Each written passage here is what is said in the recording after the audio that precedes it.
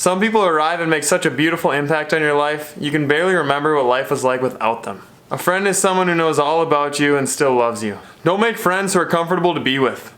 Make friends who will force you to lever yourself up. A loyal friend is like a safe shelter. Find one and you have found a treasure. Life was meant for good friends and great adventures. You can always tell when two people are best friends, because they're always having way more fun than it makes sense for them to be having.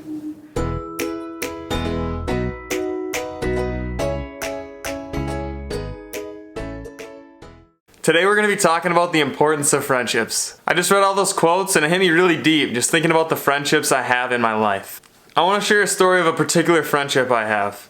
One of my best friends is Jordan McCollum. He's 24 years old, he's 1 year younger than me, and he's my brother. And I know what you might be thinking, oh classic, your brother or sister's your best friends, but guess what? Growing up, we were not best friends. We would fight all the time. When we play sports in the backyard playing basketball, I don't think we ever really finished a game because we would always end up punching each other and running inside. Similarly with wiffle ball, we'd play in the backyard and I swear one of us would accidentally hit each other with the pitch and it would turn into a sprint match chasing the other person down into the house, yelling for mom and dad. We were at each other's throats all the time, like we were not that good of friends growing up. It took me getting hurt to realize that my brother actually really did love me deep down. He really did care about me. My senior year of football, my brother was a junior. He ended up breaking his collarbone in the very first game of the year, and in the final game of the year when we were in the playoffs, I ended up breaking my collarbone.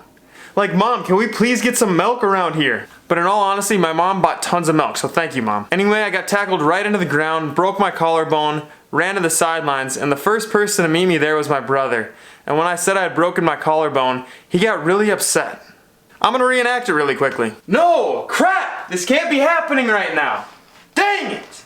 And I'm gonna be honest, there were a lot more explicitives than that. But I could just see it on his face. He cared so deeply about me and he was sad that I'd gotten hurt. That was one of the first times I could tell that my brother did really care about me. He loved me. It pained him to see me going through pain. Another time I realized my brother really did care about me was in basketball, so the next season after football, I landed really hard on my tailbone, barely could walk, got into the hallway, and the first person to meet me there was my brother. He asked me how I was doing and if I was alright. I said I'd be fine, but he was the first person to check me out and he really did care about me.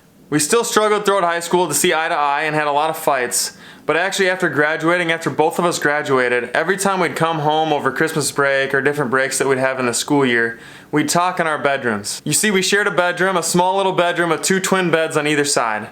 We would stay up really late talking about our struggles, talking about the good things happening, the highs, the lows of college, everything in between. We'd talk about school, we'd talk about intramurals, we'd talk about the sports teams on the TV, we'd talk about our relationships with our family members and each other. We'd talk about dating. He had a lot more success in that regard, so I'd always ask him all the questions even though I was the older brother, and he'd have a lot of good pieces of advice for me.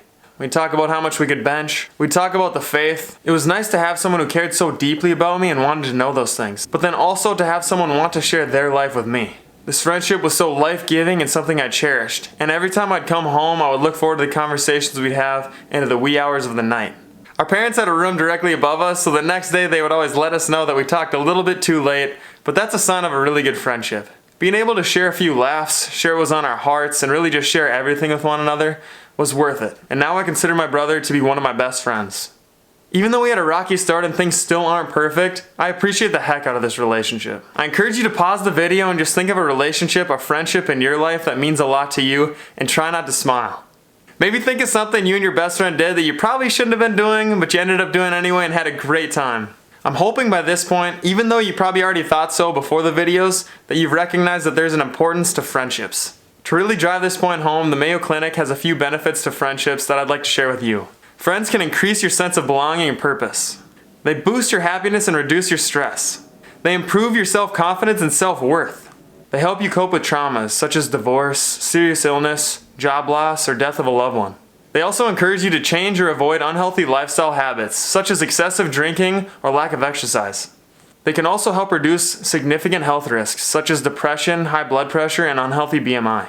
Friends are so important all around. Mental health, emotional health, physical health, spiritual health, all sorts of health. Friends help so much. Now that we recognize or at least confirm the thought that friendships are important, we're going to take some time in the next video to talk about Jesus and how he wants to have a personal relationship with you.